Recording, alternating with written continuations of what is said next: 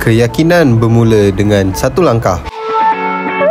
Langkah yang membawa kita lebih jauh, lebih tinggi dan lebih berani.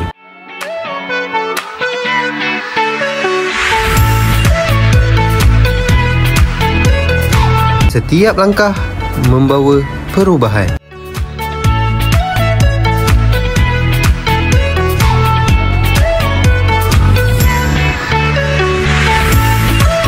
Keyakinan bukan sekadar gaya, tapi juga tindakan. Yakin dalam gaya, yakin dalam diri. Ini bukan sekadar kasut. Ini tentang bagaimana tiap langkah membawa kita lebih dekat dengan impian.